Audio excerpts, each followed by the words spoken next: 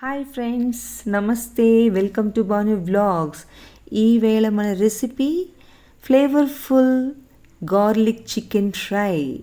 చాలా క్విక్గా ఈజీగా చేసే రెసిపీ అండి. కలిసి చూసేద్దాం అండ్ ఎంజాయ్ చేసేద్దాం. శుభ్రంగా కడుక్కున్న 1/2 kg చికెన్లో 1 స్పూన్ మిరప్పొడి, 1 స్పూన్ ధనియాల పొడి, 1/4 స్పూన్ పసుపు పొడి, 1 చిన్న స్పూన్ అంత గరం మసాలా పౌడర్, కొంచెం ఉప్పు, 2 స్పూన్ల ఆయిల్ వేసి బాగా చేత్తో మిక్స్ చేసుకుందాం. నేను పీసెస్ని మీడియం సైజ్ కొట్టించుకున్నాను. మీకు ఎలా స్మాల్ సైజ్ అయినా కొట్టించుకోండి, మీడియం సైజ్ అయినా కొట్టించుకోవచ్చు. ఇప్పుడు దీన్ని మూత పెట్టి కాసేపు పక్కన పెట్టేసుకుందాం. ఇప్పుడు వీటికి కావలసిన ఒక 6 నుంచి 7 పచ్చిమిరపకాయలు కట్ చేసుకుందాం. 1 ఉల్లిగడ్డని కట్ చేసేసుకుందాం. కొంచెం కొత్తిమీరని కూడా కట్ చేసేసుకుందాం. కొత్తిమీర కొంచెం ఎక్కువగానే తీసేసుకోండి. అలాగే ఒక పెద్ద సైజు వెల్లుల్లి గడ్డను కూడా తీసేసుకొని కంప్లీట్ గడ్డని బాగా పీల్అవుట్ చేసేసుకొని దాన్ని కూడా సన్న సన్న ముక్కలుగా కట్ చేసేసుకుందాం. ఇలా తాజా వెల్లుల్లిని ఉపయోగించడం వల్ల మన శరీరంలో ఉన్న బ్యాడ్ కొలెస్ట్రాల్ని తగ్గిస్తుంది.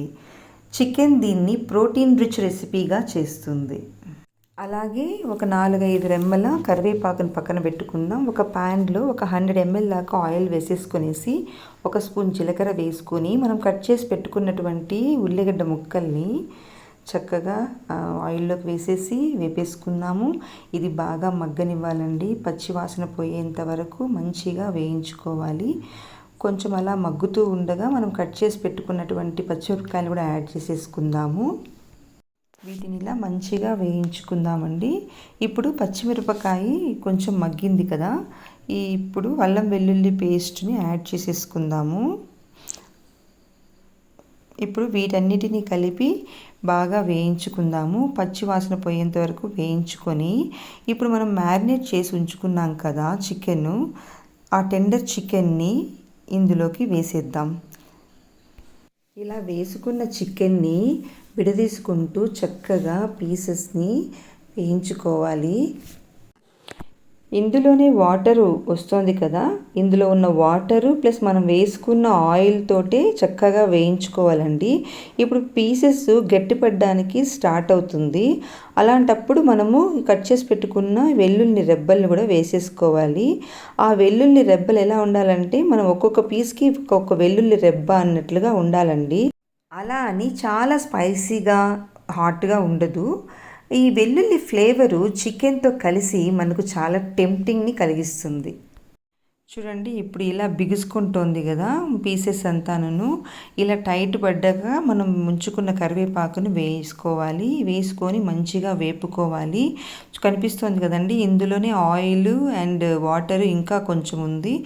ఆ దాంతోనే ఉడికిపోవాలి. ఉడికిపోతుంది కూడా, మనం వేరేగా మళ్ళీ వాటర్ వేయాల్సిన అవసరం లేదు. ఇప్పుడు దీన్ని మంచిగా వేయించుకుంటూ ఉంటే దీని టెక్స్చర్ మారుతూ ఉంటుంది. ఇలా చికెన్ని లో ఫ్లేమ్లో చక్కగా వేయించుకోవాలి. చికెన్ పీసెస్తో పాటు వెల్లుల్లి పీసెస్ కూడా మంచిగా వేగుతాయండి. బాగా క్రిస్పీగా వేగిపోతాయి అవి. ఇప్పుడు మనం కట్ చేసి పెట్టుకున్నటువంటి కొత్తిమీరని కూడా వేసేసి చక్కగా ఇంకొక 2 నిమిషాలు వేయించేసుకుందాము. ఇందులో ఇప్పుడు ఆయిల్ కానీ వాటర్ కానీ ఏమీ లేదు, బాగా డ్రైగా వేగిపోయింది. చాలా బాగా ఫ్రై అయిపోయిందండి. ఇది నన్ను నమ్మండి, ఇది చాలా టేస్ట్గా ఉంటుంది.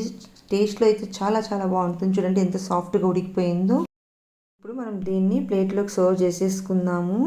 ఇక్కడ చూడండి, ఈ పొడి అయితే ఉంది కదా, దాన్ని అన్నంలోకి కానీ తినేసేయచ్చు. అయితే చికెన్ ముక్కతో పాటు ఆ గార్లిక్ని మంచి చేశారంటే, అదే నములారంటే చాలా టేస్టీగా ఉంటుందండి. కొత్తిమీరతో అలా గార్నిష్ చేసేసుకొనేసి మనకి ఇష్టమైన కీరా ముక్కలు కూడా పక్కన పెట్టేసుకుందాం. రండి కలిసి ఎంజాయ్ చేసేద్దాం. Like, share and subscribe. Thank you.